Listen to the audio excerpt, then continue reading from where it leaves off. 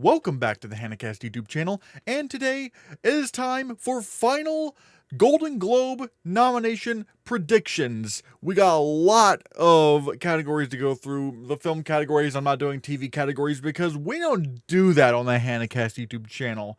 I do want to say, if you want to help support the channel, consider becoming a member for $2 a month. You get badges, emojis, members only shoutouts at the end of my videos, and early access to Oscar predictions videos, or just early access to predictions videos in general.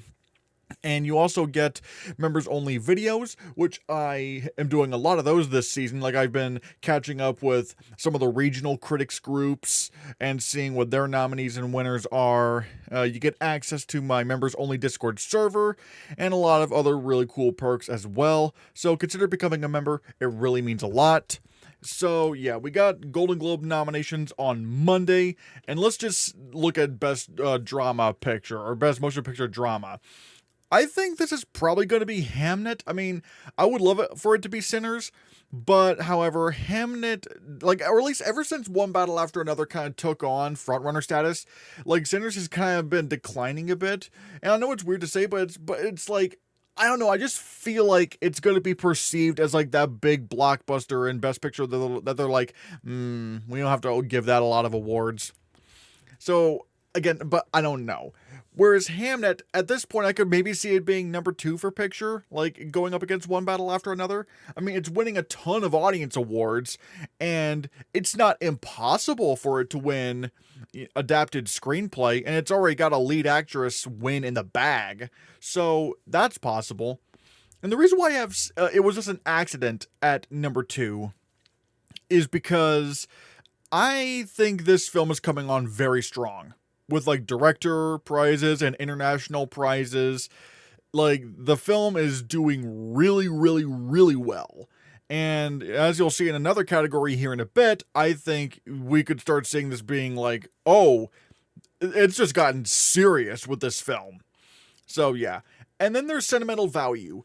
Especially with how it turned out at the Critics' Choice Awards, there's really no reason to doubt this film. Like, this movie is so populist to where even Inga Ibsdottir Lilius got nominated, alright? Like that, you don't really see that many acting nominations for for an international film. Like, even Emilia Perez was, like, maxing out at 3, and even it didn't get 3 at the Critics' Choice Awards. So sentimental value is very securely in there. Sinners, again, very securely in there. And then this is where things get a little bit tricky for the 5 and 6 slots. Because The Secret Agent is definitely something that could absolutely get into the Globes. Like, I genuinely think that we need to start we need to start taking The Secret Agent a little bit more seriously. But I don't know what to take out, because Train Dreams is doing very well. It even did very well at the Critics' Choice Awards, a little bit better than I thought it would in a way. But at the same time, Frankenstein, it's kind of been this big juggernaut. Like, can this thing be stopped? Is it squarely in Best Picture? And I want to say it is, and right now I'll say yes, that's in the top 6, but, however, normally, like, I know people are saying, why do you, like, Frankenstein is at number 6 and not, like, much higher up? I'm just like, look, if the Globes wanted to, they could just put in Secret Agent above Frankenstein. And I'll tell you this, I don't know if Train Dreams would be on the cutting block for that. I don't know. I mean, it could be. Who knows? I mean, yeah, there is definitely a possibility where it's Frankenstein and Secret Agent, and then Train Dreams is out. But Train Dreams just seems to be doing very, very well so far. I mean, you can't say it's not doing well. It made, the AFI list. It made the NBR. It made, I would maybe say it overperformed a little bit at the Critics' Choice Awards. I maybe overperformed, I would, yeah. But, like, especially with the nominations it got. Like, it got a lot of really good nominations. It has a good nomination haul that you could give it.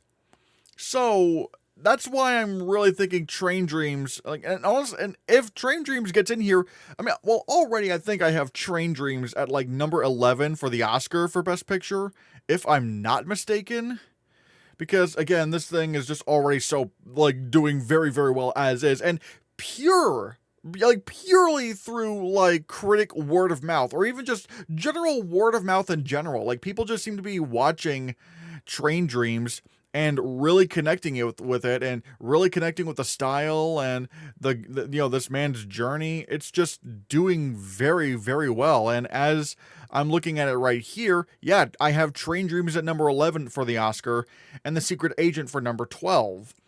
So there's definitely a possibility where these two films could be strong. But again, I do want to play it safe. I don't want to take too many risks.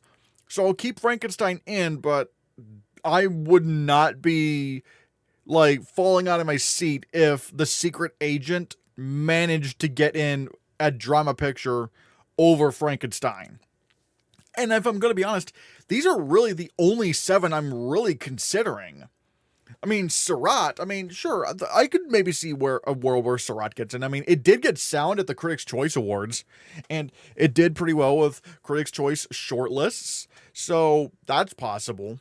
But then there's Avatar, Fire, and Ash, and it's like, the fact that the only nomination it got at Critics' Choice was visual effects, not even sound, not even production design, not Best Picture. The fact that it fell so hard on its face at the Critics' Choice Awards this fast, it's kind of over at this point. It's over. Like, even Avatar: The Way of Water, did very well with nominations. I mean, on top of getting nominated for, like, Best Picture and Best Visual Effects, obviously there was no sound category back then, but it would have been nominated if there was a sound category, let's just face it. But, it got nominated for, like, production design, film editing, cinematography, James Cameron in director, even though they had 10 nominees, so he could get in. It was a little bit easier, but still. And yet, here we are. Avatar, Fire, and Ash flops on its face so hard at the Critics' Choice Awards. It's kind of dead. It's kind of over. Because, like, where's it going to rebound? Like, it's like the new Globes aren't gonna redeem it if the Critics' Choice aren't gonna embrace it. The BAFTAs didn't even embrace the second film that much at all. And then PGA, forget about it. I mean, maybe it could get in PGA, sure. But at that point, it's not going to matter because, like, it'll just be like that classic blockbuster that gets into the PGA that is so very much not getting into the Oscars. Like, it's going to be seen as, Wonder Woman or Black Panther Wakanda Forever or Deadpool. Like, it's just going to be like, okay, yeah, we know what this is. So, yeah. Then, I'm just kind of listing off some general contenders because I really don't think any of them really stand a chance. F1 the movie, Is This Thing On? The Voice of Hind Rajab, Nuremberg, A House of Dynamite, yeah. But again, I'm really only considering the top 7. And again, keep your eye out for The Secret Agent, because if there's any organization that's going to love, or at least any awards body that's going to love The Secret Agent, it's going to be the Golden Globes. It would be them. Like, and again, looking at the Critics' Choice Awards, the fact that Wagner Moura got nominated for lead actor at Critics' Choice, and they don't really nominate performances that are not really like Best Picture contenders, and yet he got in. So at that point, it's like, how seriously are we taking The Secret Agent? Especially considering the new Globes and the power that they have. I do believe we're in for something with The Secret Agent. I just don't know when it's going to happen. All right, drama actress, seal it up. It's done. Jessie Buckley, she's winning. We don't need to talk about who's winning. Renate Reinsva, very safe option for nomination. I don't really see any reason to doubt her. Honestly, really, she's the only other lock, I would say. Yeah. I would say, yeah, with Jessie Buckley and Renate Reinsva, there's not much room for any other locks because it's kind of a weak category. I'm going to go with maybe Eva Victor for Sorry Baby, if this is in drama. Jennifer Lawrence for Die My Love, even though, again, I don't feel like she has a chance anywhere else. And then this is where we get interesting here. And I may actually go with Mariam Afshari for It Was Just an Accident. Again, if they nominate her in this category, or if they submit her in this category. I don't know if she's drama actress or supporting. but this field is so weak to where she could get in. And I know what you're saying. It's like, what? But come on, she's like a no-name actress. Like, well, what about the actress from Fallen Leaves? No one was predicting her to get nominated for the comedy musical category at the Golden Globes a couple years ago, but the category was so weak to where she could get in. And so I do feel like this is where Mariam Afshari could surprise. And then Julia Roberts for After the Hunt. I mean, again, she might just stumble in here, but the movie has really nothing going for it. And, she would have to get in only off of the performance alone. And the movie, no one just, yeah. Then we got Jodie Foster for A Private Life, which again, she could happen as well. Tessa Thompson for Hedda. Maybe. I mean, Hedda did get costumes at the Critics' Choice Awards, although is that something we want to pay attention to? I'm not sure. I would say maybe Sydney Sweeney for Christie, but not only is the box office atrocious, but again, her PR right now is not really good right now, considering the whole, Good Genes interview she did, and how, how she seemed pretty dismissive of even, just denouncing the idea of racism. And it's like, what? So yeah, I would be shocked if they actually nominated Sydney Sweeney, because it's like, wow, like you did not care about all that, did you? So yeah.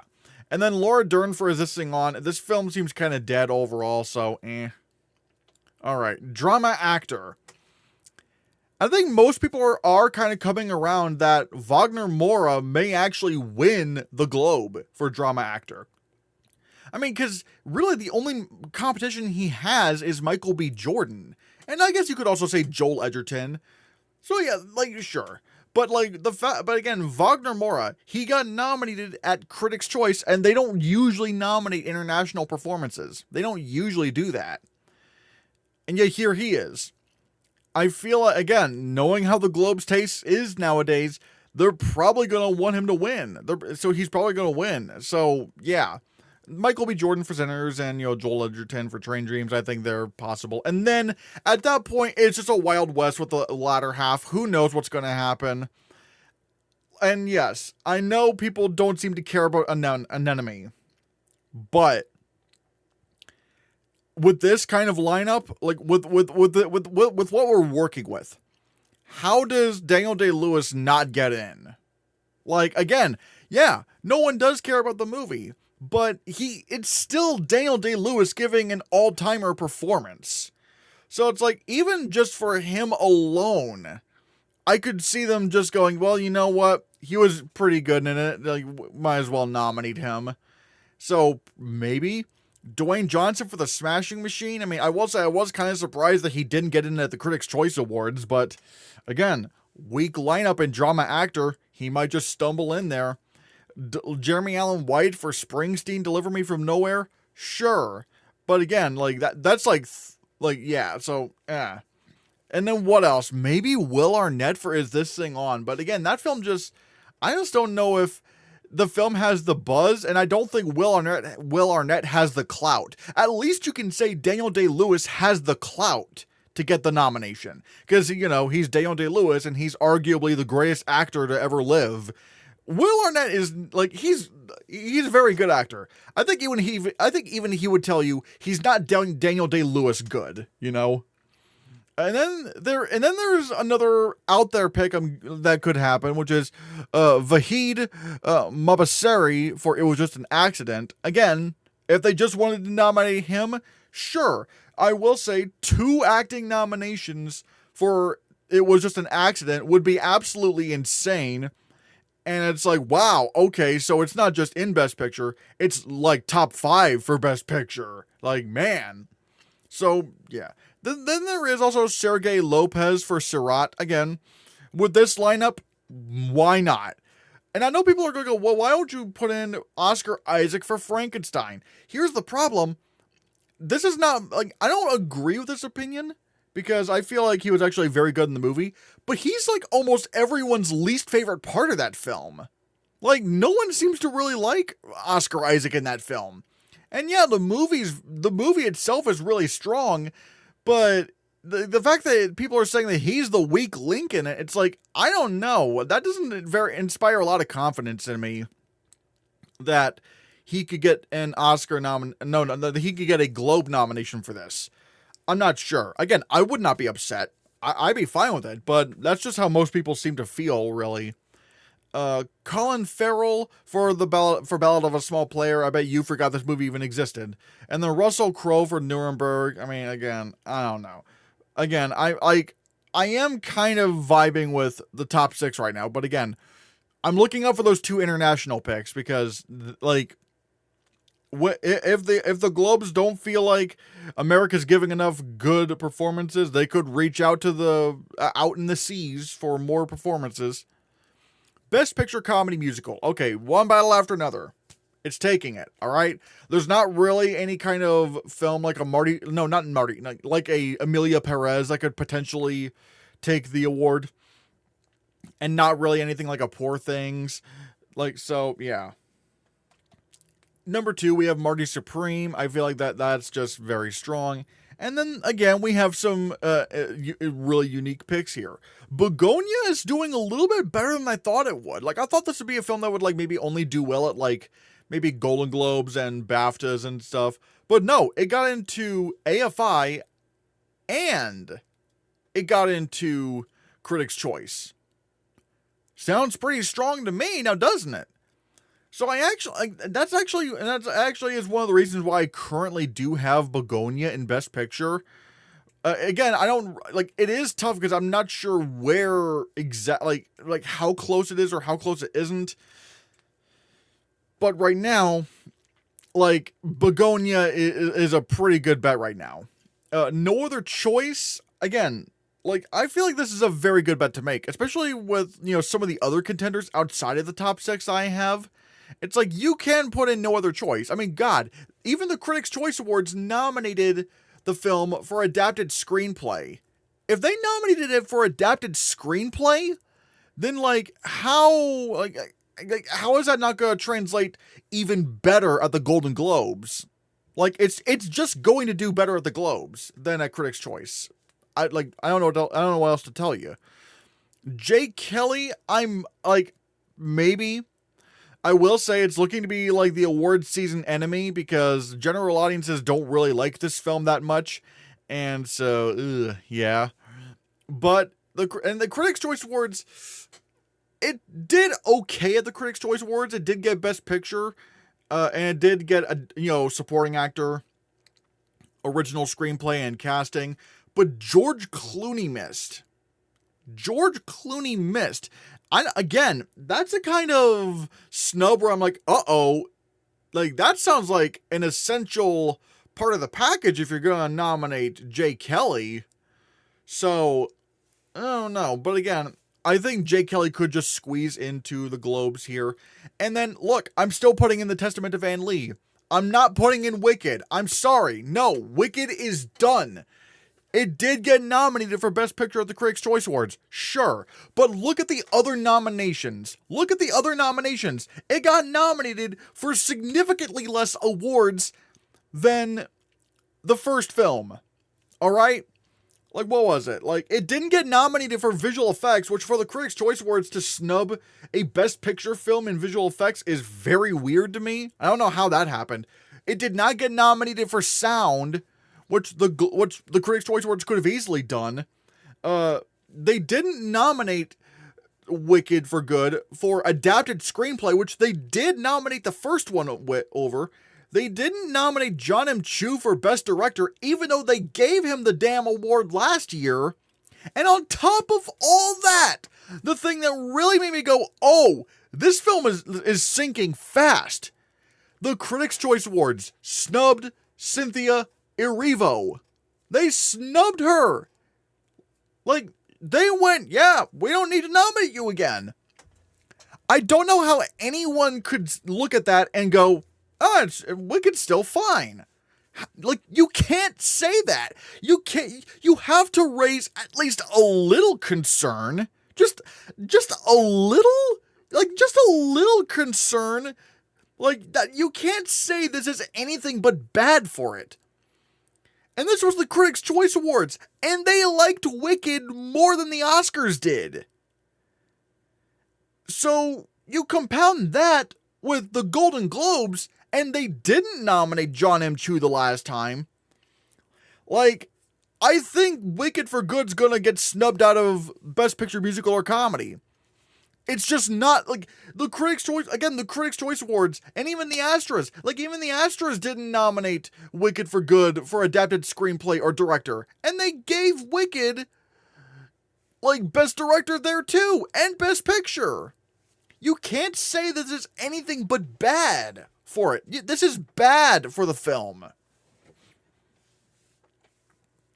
So that's, and whereas you have the Testament of Ann Lee, and sure, it didn't do tremendously well at the Critics' Choice Awards too, but it did do something that people were thinking, I don't know if they're going to do it.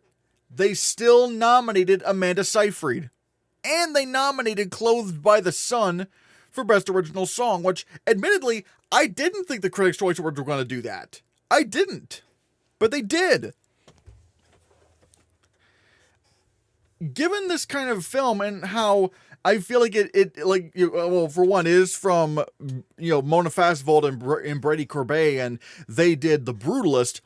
That film did very well at the Golden Globes. Didn't do tremendously well at the Critics' Choice Awards, but the Globes, yeah.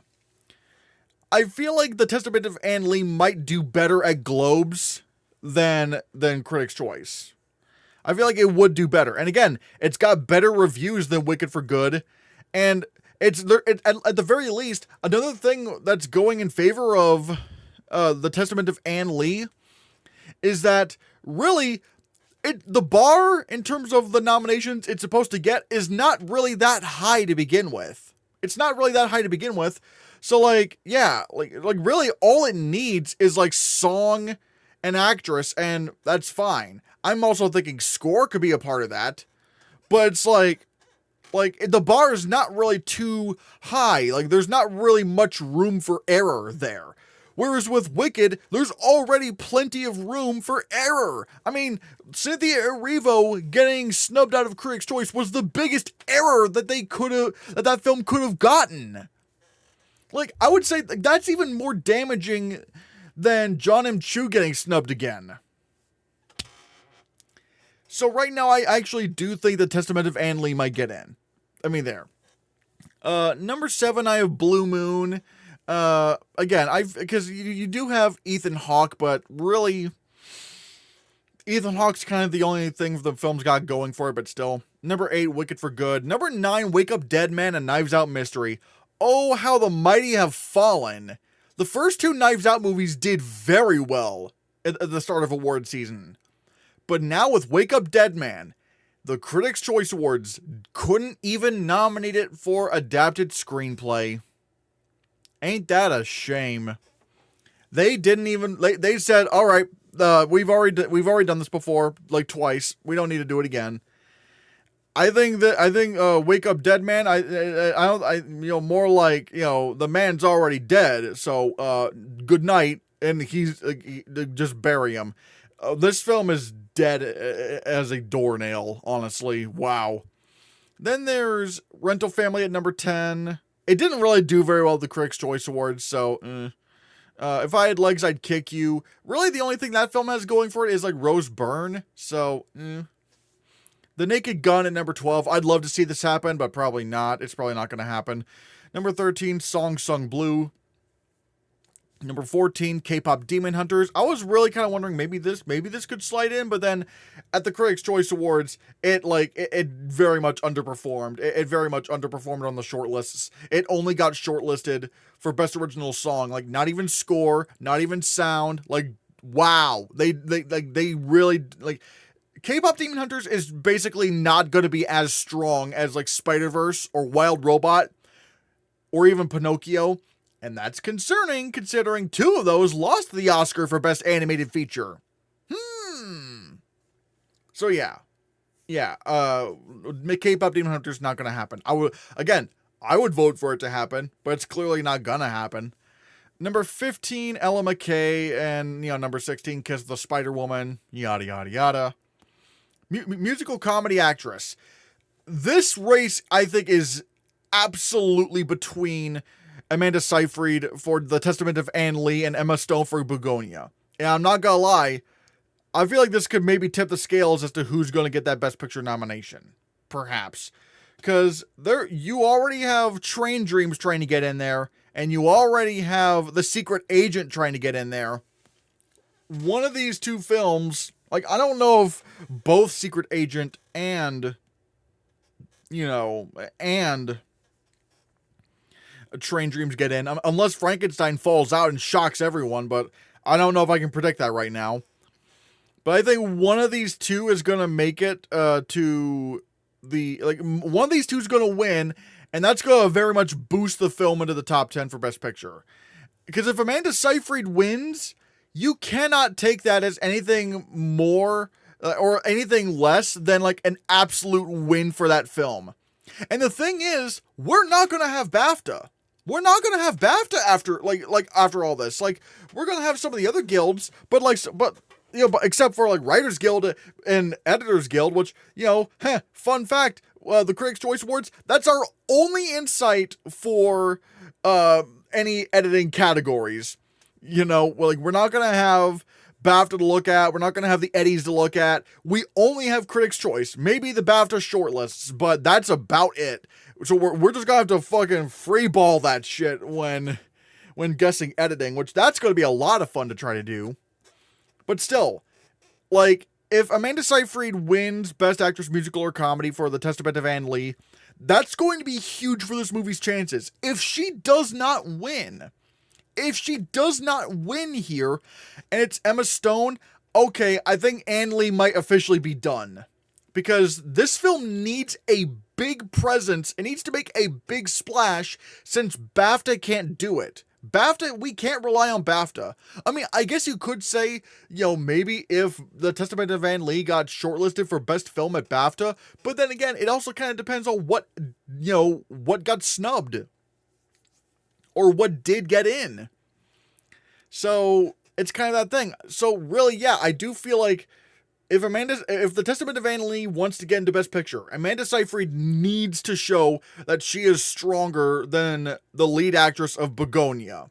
And I guess it also helps with, looking with Chase Infinity, which Chase Infinity, the fact that she got into the Critics' Choice Awards, again, I don't see where we're doubting. Like, why are we doubting her? Because are we really going to say that Chase Infinity is not getting SAG at this point? Are we really going to say that she's not getting SAG? She's going to get SAG. And again, after SAG, it's done. The acting categories are done. We don't have to, because we don't have BAFTA. So yeah. But yeah. And then at number 4, I have Rose Byrne for If I Had Legs, I'd Kick You. Again, the fact that she got in over Cynthia Erivo, that was great for her. I was kind of wondering, is she going to get in? I still don't have her in the Oscar 5 because I just don't know who to take out. But in this category of comedy musical actress, I think she's in. She's definitely safe. Then there's Kate Hudson for Song Sung Blue. Again, I could probably see her getting nominated. And then at number 6, oh boy, wow, Cynthia Erivo at number 6. I have her in, but boy howdy, who could take her spot? But then again, there's not really much else for anyone to take her spot, to be honest. And maybe Cynthia Erivo could maybe be like Fantasia Barrino for The Color Purple, where the Globes didn't nominate The Color Purple for Best Picture, Comedy Musical, and yet they did nominate Fantasia Barrino. But then at the Critics' Choice Awards, they did nominate The Color Purple for Best Picture, but they did not nominate Fantasia Barrino. And also I just realized Cynthia Erivo and Fantasia Barrino played the exact same role in The Color Purple musical. Ain't that funny? But still, yeah. Then number 7, I have Pamela Anderson for the Naked Gun. I would love for this to happen because Pamela Anderson was hilarious in that movie.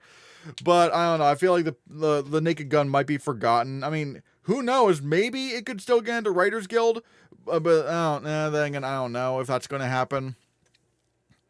But still. Dakota Johnson for Materialists. I think, I don't know. I think the category might be too crowded right now, but again, we would have to see what happens. But yeah, Emma Mackey for Ella McKay, Kate Blanchett for Father, Mother, Sister, Brother, Olivia Colman for The Roses, Jamie Lee Curtis for Freakier Friday. I know Jamie Lee Curtis was nominated for the first Freaky Friday. It would be funny if she got nominated again, still. June Squibb at number 13 for Eleanor the Great. It's probably the top 6, because honestly, I can't even really see who would get in over Cynthia Erivo. But again, strange things have happened.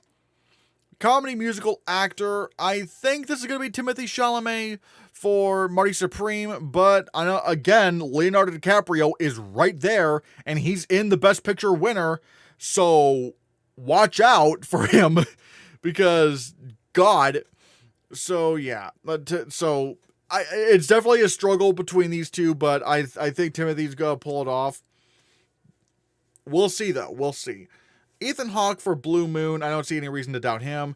Lee Byung-hun for No Other Choice. Again, if there was any organization that would nominate Lee Byung-hun for the comedy musical actor category, it's the New Globes. The New Globes would do that.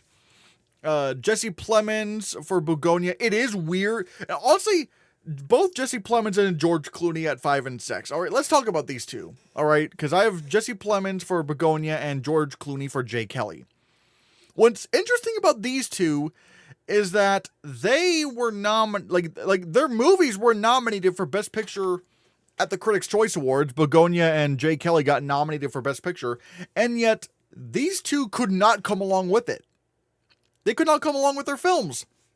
They did not get nominated for Best Actor, which is a little bit concerning. It's like, uh-oh. But at the same time, I think they would still get nominated here, because I don't really think, I don't really think there's much competition elsewhere. Outside of that, again, there's not really a lot of competition. You have Brendan Fraser for Rental Family. I mean, he got in at the Astra Awards, but I don't know. Robert Pattinson for Mickey 17. I could see that, but it's again like Liam Neeson for The Naked Gun. That'd be really funny, but I don't think they're gonna do that. Hugh Jackman for Song Sung Blue. Daniel Craig, God, we're like Daniel Craig actually getting snubbed, even though he got in for the first 2 Knives Out movies. But again, it's not looking great for this film. It's just not looking great for this film.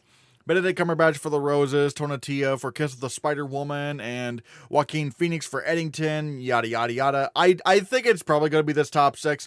I would be, who could possibly, replace one of these actors? I have no idea. It would be crazy if something else happened.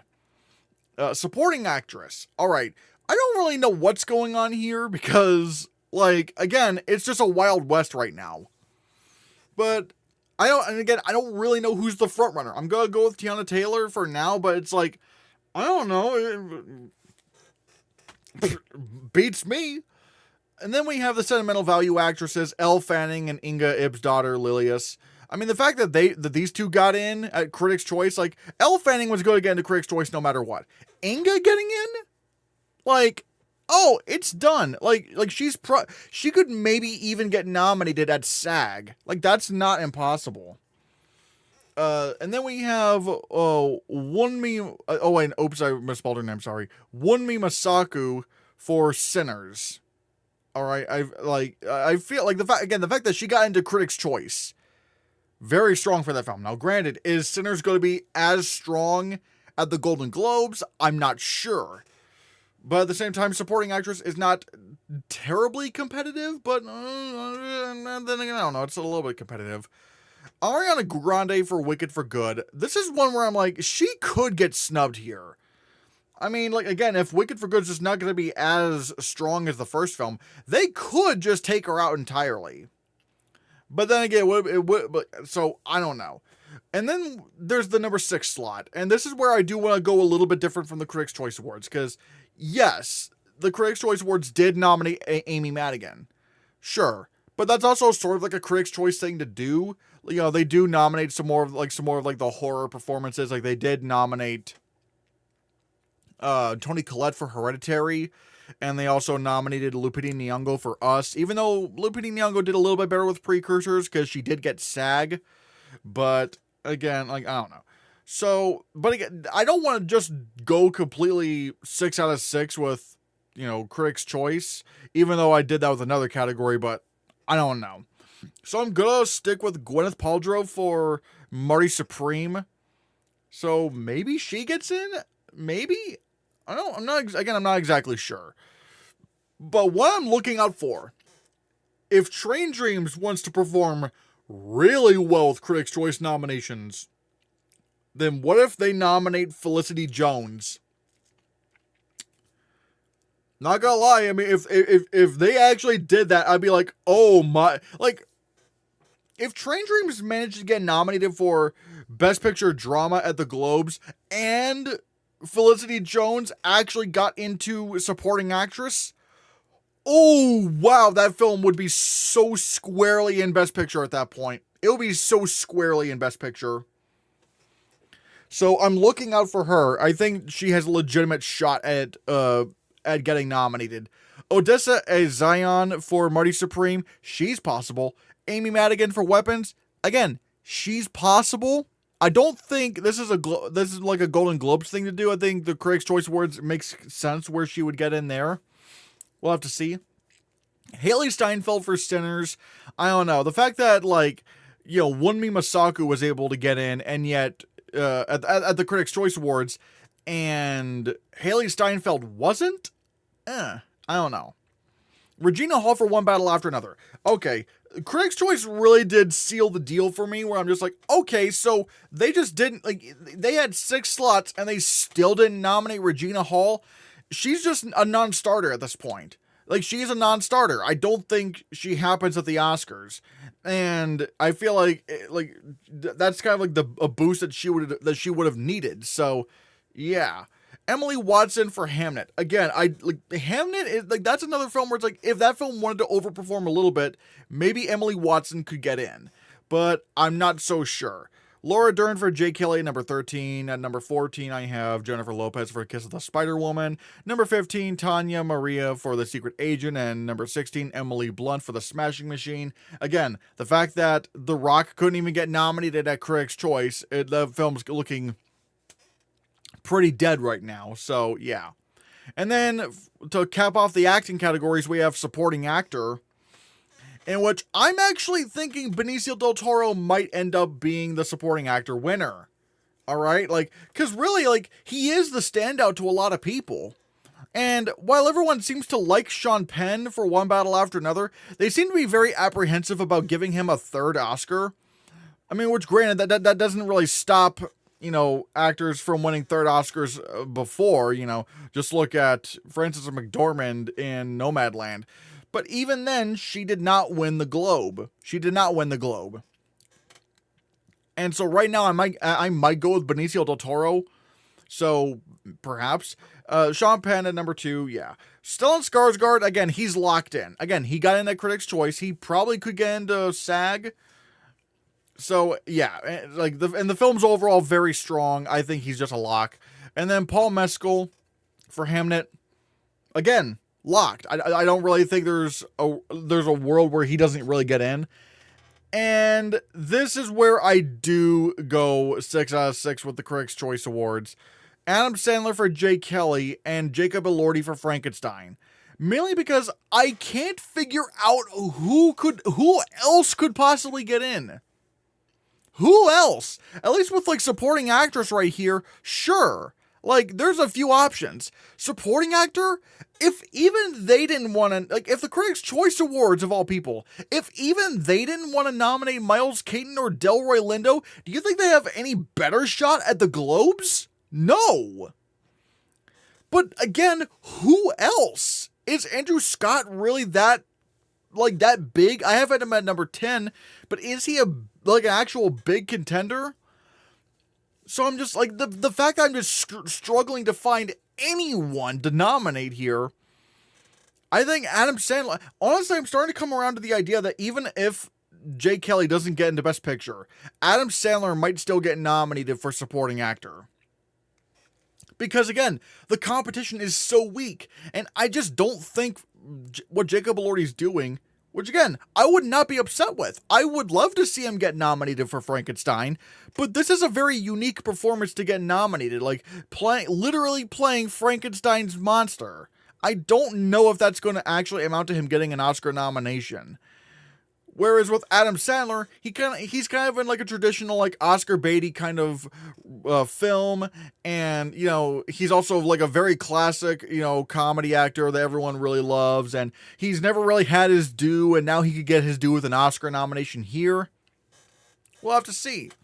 But yeah, I do think Adam Sandler has the potential to be strong enough to be the only nomination that, you know, Jay Kelly gets the Oscars. And if Jay Kelly gets a few nominations here, I mean, you bet your ass Adam Sandler's going to come along for the ride. So, yeah.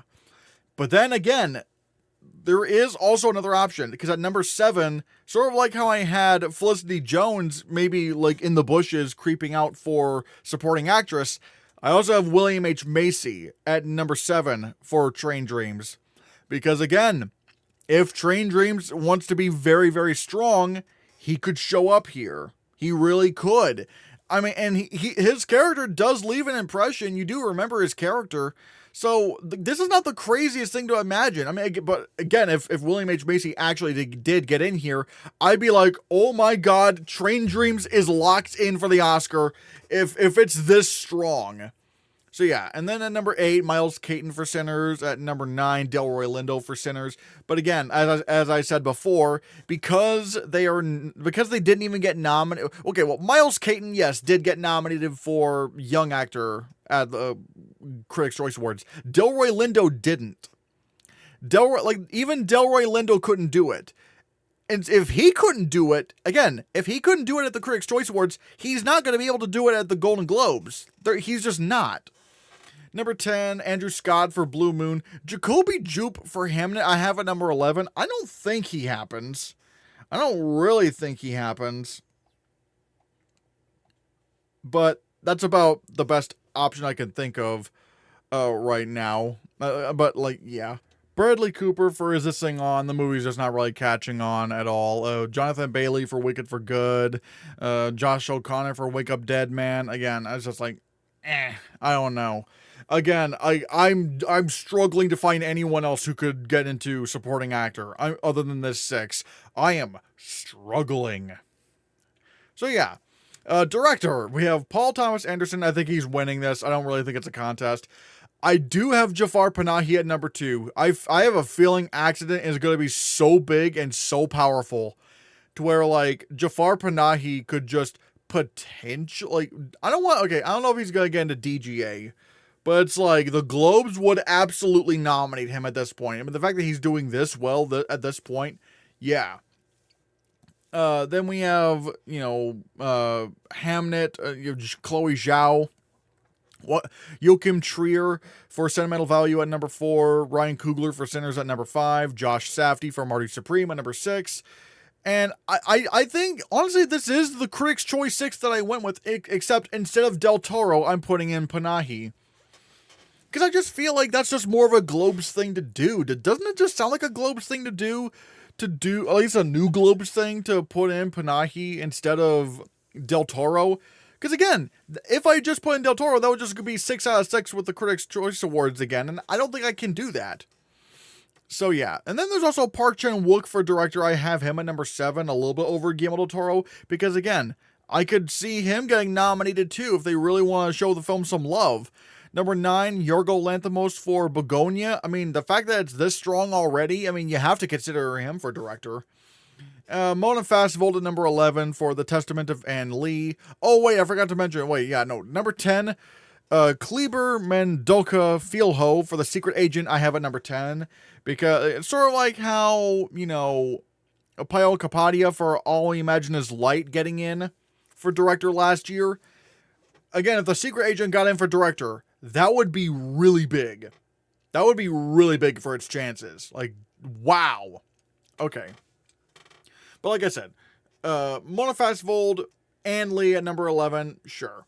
Clint Bentley for Train Dreams I have at number 12 because again that could be a serious picture contender.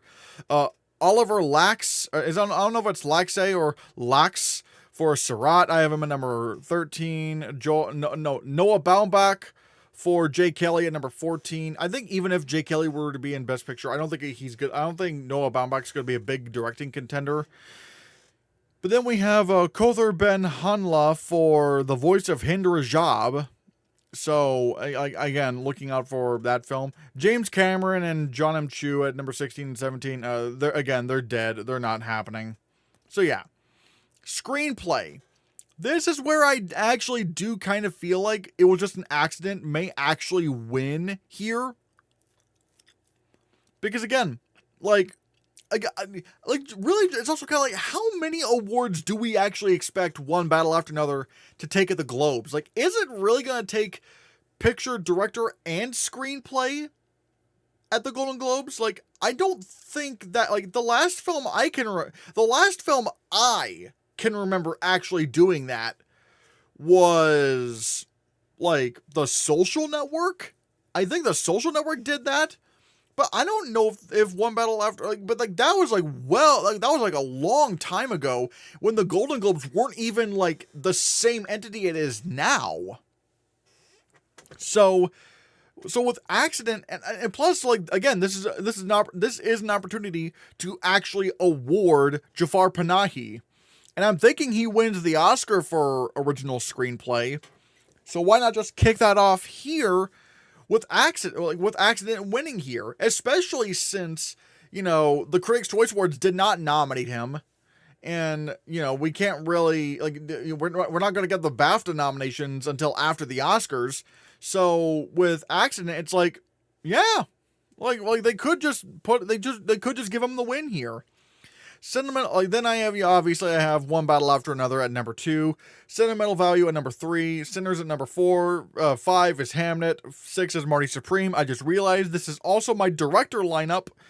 It's just in a little bit of a different order, but it's still the 6 I have in for a director, which feels a little bit off, but like, I don't know who would miss. I mean, I would love to see No Other Choice get in, but is No Other Choice really going to beat out the likes of Marty Supreme or Hamnet? I'm not sure about that. So I don't really want to take that risk right now.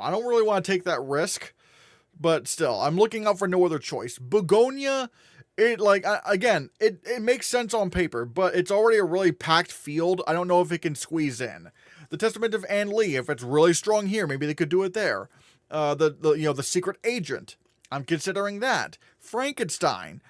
Honestly, I'm kind of wondering if this could be like Nightmare Alley or Dune Part 2 where it just, misses out on screenplay. I'm kind of wondering. Train Dreams, again, that's also another big possibility here. Jay Kelly, Wake Up Dead Man, Is This Thing On? So yeah. Non-English language picture. Once again, how would you not have the top 4? And whatever order you have, it's going to be, like the top 4 is going to be Accident, Sentimental Value, No Other Choice, Secret Agent. Like that's your top 4. Again, put them in any order you like, but that's the top 4. And then you have the last 2. Surratt got nominated at the Critics' Choice Awards. That's pretty strong. Actually, no, did Surratt? Wait, no, Surratt didn't get nominated at the Critics' Choice Awards. I just realized. It did get nominated. It did get nominated at the Critics' Choice Awards because they didn't nominate Sentimental Value because of a new rule that really no one else, a rule that no one else was apparently aware of. That, if you get nominated for Best Picture, you're ineligible to be nominated for foreign language film at the Critics' Choice Awards, which is very weird. They never did that before. It's just odd to me. So basically, yeah, it is so I have Surratt at number 5 and Berlin at number 6. I feel like that film could be pretty strong. Left-Handed Girl at number 7 I do have on the outskirts, but I feel like that could be more of a Critics' Choice thing than the Golden Globes, especially considering because, yeah, Sean Baker did co-write, co-produce, and edit this movie. And so, yeah, but at the same time, Anora didn't really win anything here, so I don't know. Maybe this is the 6 after all. Who knows? The voice of Hinder Rajab at number 8. The fact that it didn't get nominated at Critics' Choice, that's not a great sign for it. Sound of Falling at number 9, The President's Cake at number 10, and number 11, Nouvelle Vague. And I just realized this is another category, which is going to be this is going to be the last international film category we have, because again, we will not have BAFTA. We will not have BAFTA after this. So this is all we're going to get after that. So yeah. Then we get to animated feature. I genuinely don't know how it's not the top 6. And again, whatever order you want to put them in. Arco, Amelie, K-Pop Demon Hunters, Zootopia, Elio, In Your Dreams. How is it not this top 6? How? What's going to get... Neja 2, that's not even eligible for the Oscar. That can't get in. So it's what else could possibly happen? Now, in terms of who wins, I'm still thinking maybe Arco takes it. Because, yeah, K-Pop Demon Hunters is going to probably win Critics' Choice, Annie, PGA. But K-Pop Demon Hunters is also not going to be at the BAFTAs. And what could win BAFTA? You're looking at Arco. I know some people are saying, well, what about Zootopia 2? Zootopia 1 couldn't even win the BAFTA for Best Animated Feature. And so you think the sequel, which has worse reviews, is going to win the BAFTA? No! It's probably going to be Arco. And if the BAFTAs are going to do it, the Golden Globes might do it before them. So I'm kind of looking at that. So yeah. And then there's also Little Amelie. There is a world where I could see K-Pop Demon Hunters losing to Amelie. But however, but again, I just feel like Arco is just more broadly known. So still. What other contenders? Well, I mean, let's just go down literally the bottom of the barrel and just scrape off, yep, there's A Magnificent Life, Scarlet, Bad Guys 2. The first film couldn't even get nominated anywhere, so that no. Dogman, the SpongeBob movie, The Search for SquarePants, big guy, SpongeBob, Patrick, big guy, pants, okay. But yeah, and then we have Demon Slayer movie, whatever this movie's called, No, I don't think it's gonna get nominated, no. So yeah. Then we have original score, which, again, this is gonna be the last one we have. I mean, there is also, this is gonna be the last score precursor we have, because we won't have BAFTA. So we got Sinners, I still think Sinners wins. I still think Sinners might win this. Because again, the music just plays a bigger part in the film than something like One Battle After Another, where the music just seems kind of inconsequential. But still, One Battle After Another is number 2. Hamnet, number 3. Now, apparently, we did get confirmation that some of these, for example, Hamnet is eligible at the Oscars. The Testament of Anne Lee, that's eligible. Some films that are not eligible for the Oscar for Best Original Score include K-Pop Demon Hunters, which is weird because it's the music, I thought the music was original. I don't know why it's not eligible there. After the Hunt, which I'm assuming is because, it probably uses previously existing music. And I think another big one was Superman, which was ineligible. But that's kind of obvious when you just listening to the film and you say, oh, that's just the John Williams theme throughout the entire film. It works in the film, but obviously it's not an original score. So there's that. But the Testament of Anne Lee, people were wondering, maybe this could be ineligible. Nope.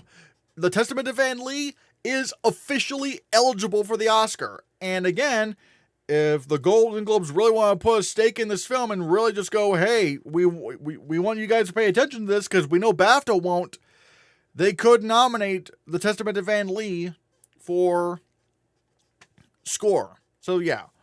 Marty Supreme at number 5. At number 4. Frankenstein at number 5.